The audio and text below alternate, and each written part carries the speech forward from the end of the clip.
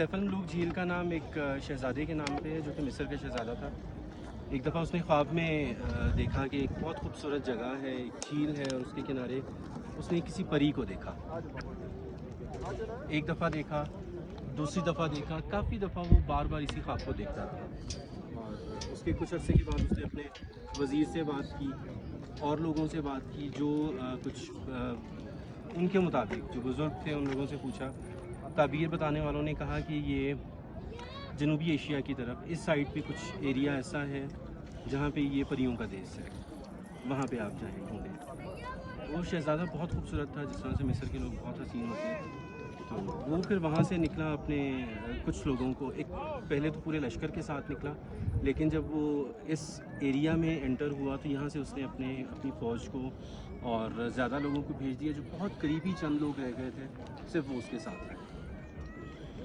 تقریباً 2-3 مہینے کی مسافت کے بعد، اتنا فاصلہ طے کرنے کے بعد گھومتا رہا، پھرتا رہا۔ اسے سمجھ نہیں آ رہی تھی کہ اس خواب کے مطابق اسے کون سی جگہ ہے جو اس نے دیکھی تھی، جو اس کے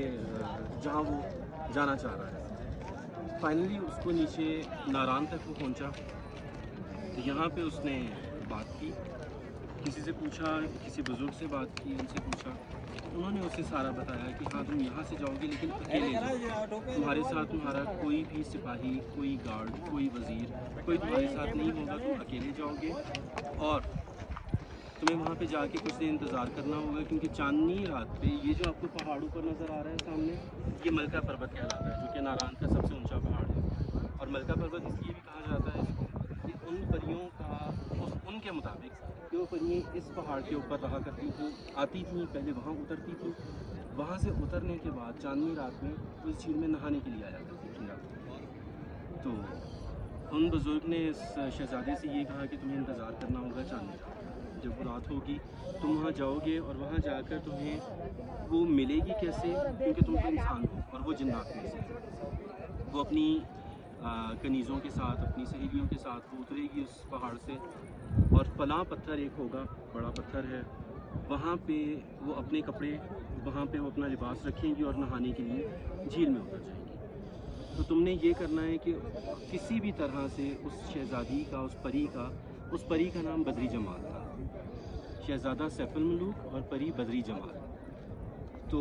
انہوں نے کہا کہ تم نے کسی بھی طرح سے اس شہزادی کا، اس پری کا لباس چوری کرنا ہے، اور جب وہ تم سے اپنا لباس واپس مانگے گی باہر آنے کے لیے تو پھر تم اس سے شرط رکھو گے کہ وہ تم سے شادی کرے۔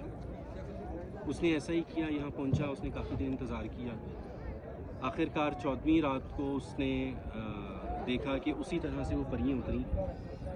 پتھر کے پیچھے چھپ گیا وہ ایک جگہ پہ، انہوں نے اپنا لباس اتارا، وہاں رکھا، اور وہ نہانے کے لیے جیسے اتری تو یوں تھا کہ جس طرح سے جھیل میں آگ جل گئی ہو، کیونکہ انسان مٹی سے بنا ہے اور ان کے مطابق جنات جو ہیں وہ تو ایک حقیقت ہے کہ وہ آگ سے بنے ہوئے ہیں۔ اس کہانی کے مطابق وہ یہی ہے کہ جب اس طرح سے ہوا تو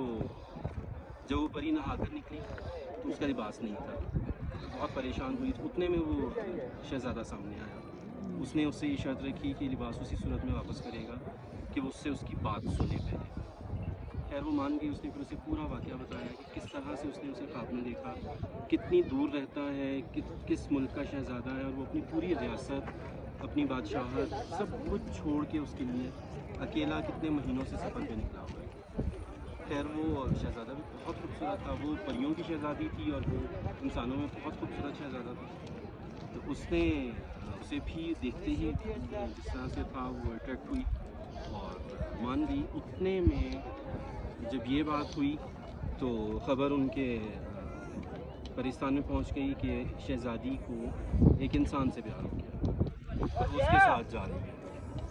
وہاں پہ جو جن تھا، جو دیو تھا جس کے ساتھ اس کی شادی ہونی تھی، جب اس نے یہ سنا تو وہ وہاں سے بدلہ لینے کے لیے بھاگا، آیا یہاں پہ۔ جب وہ آیا تو وہ اس کے آنے سے، اس کے خوف، اس کی آواز سے وہ پری کو پتہ چل گیا تھا، تو اس سے وہ شہزادہ اور پری یہاں سے بھاگے۔ ان لوگوں کے مطابق کچھ کا کہنا ہے کہ وہاں پہ اس جن نے غصے میں آ کر پاؤں مارا تھا یہاں پہ، جس وجہ سے اس کا یہ حصہ ٹوٹا اور یہاں سے جھیل کا پانی باہر نکلنا شروع ہو گیا۔ یہ پیچھے جو آپ کو پہاڑ نظر آئے گا، بالکل میرے پیچھے ہی آپ کو بالکل دیوار سی نظر آ رہی ہے، اس پہاڑ کے پیچھے آنسو جھیل ہے جو کہ آنسو کی شکل ہے۔